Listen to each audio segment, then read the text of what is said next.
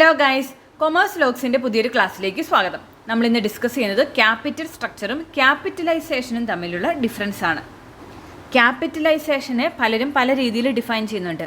ചിലർ ക്യാപിറ്റലൈസേഷൻ എന്ന് പറഞ്ഞാൽ എമൗണ്ട് ഓഫ് ക്യാപിറ്റൽ മാത്രമാണെന്ന് പറയുന്നു. ചിലർ ക്യാപിറ്റലൈസേഷൻ എന്ന് പറഞ്ഞാൽ നോർമൽ ക്യാപിറ്റലൈസേഷൻ പ്ലസ് ക്യാപിറ്റൽ സ്ട്രക്ചറാണെന്ന് പറയുന്നവരുണ്ട്. സോ നമ്മൾ ഇവിടെ ഈ ഒരു ഡിഫറൻസ് പഠിക്കാൻ വേണ്ടി ക്യാപിറ്റലൈസേഷനെ അതിൻ്റെ നാരോ സെൻസിൽ, അതായത് എമൗണ്ട് ഓഫ് ക്യാപിറ്റൽ റേസ്ഡ് എന്ന് പറയുന്ന സെൻസിലാണ് എടുക്കുന്നത്. സോ ഫസ്റ്റ് തന്നെ ഡെഫിനിഷൻ നോക്കാം. എന്താണ് capital structure?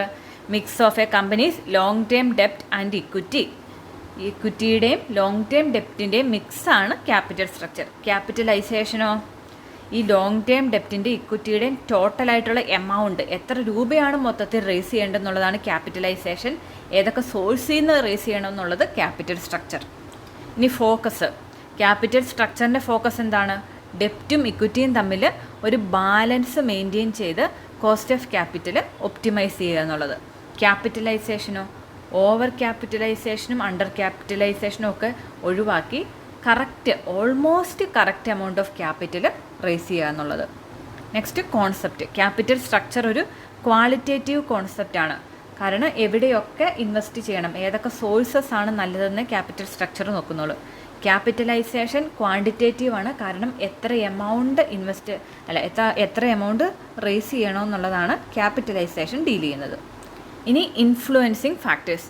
Capital structure is determined both by internal and external factors. Internal ഫാക്ടേഴ്സും എക്സ്റ്റേണൽ ഫാക്ടേഴ്സും ക്യാപിറ്റൽ സ്ട്രക്ചറിനെ ഇൻഫ്ലുവൻസ് ചെയ്യും. ഫാക്ടേഴ്സ് അഫക്റ്റിംഗ് ക്യാപിറ്റൽ സ്ട്രക്ചർ പഠിച്ചിട്ടുണ്ട്, വീഡിയോ ഡിസ്ക്രിപ്ഷനിൽ കൊടുത്തേക്കാം.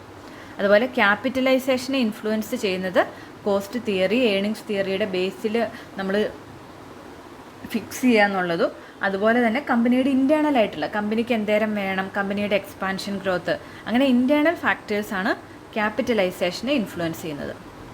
Next classification. ക്യാപിറ്റൽ സ്ട്രക്ചർ വേണമെങ്കിൽ ഹൈ ലെവേർഡ്, ലോ ലെവേർഡ്, അൺലെവേർഡ്, അതായത് ഒരുപാട് ഡെപ്റ്റ് ഉപയോഗിച്ച് അല്ലെങ്കിൽ വളരെ കുറച്ച് ഡെപ്റ്റ് ഉപയോഗിച്ച് അല്ലെങ്കിൽ ഡെപ്റ്റ് ഉപയോഗിക്കാതെ ഇക്വിറ്റി മാത്രം. അതാണ് ക്യാപിറ്റൽ സ്ട്രക്ചറിൻ്റെ ക്ലാസിഫിക്കേഷൻ.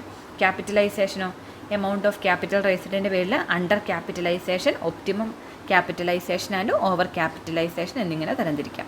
ഒരു എക്സാമ്പിൾ, ക്യാപിറ്റൽ സ്ട്രക്ചറിൻ്റെ എക്സാമ്പിൾ എന്ന് പറഞ്ഞാൽ ഇപ്പം ടോട്ടൽ എത്രയാണോ അതിൻ്റെ 60% ഇക്വിറ്റി, 40% ഡെപ്റ്റും എന്ന് പറയുന്നതാണ് ക്യാപിറ്റൽ സ്ട്രക്ചർ. ക്യാപിറ്റലൈസേഷനോ ടോട്ടൽ എത്രയാണ് A company with 100 crore in total capital, അതാണ് ക്യാപിറ്റലൈസേഷൻ. അപ്പോൾ എല്ലാവർക്കും ക്ലിയർ ആയെന്ന് വിശ്വസിക്കുന്നു. Thanks for watching.